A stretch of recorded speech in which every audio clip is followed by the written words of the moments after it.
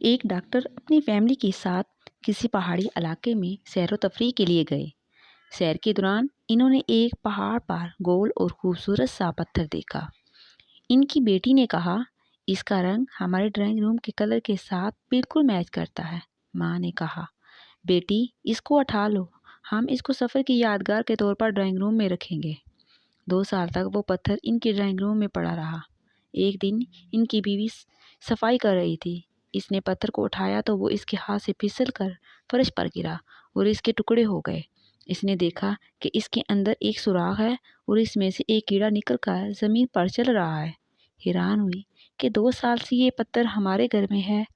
ए मालिक, तू कितना बड़ा है कि बंद पत्थरों में भी कीड़ों को गुज़ा पहुंचा देता है।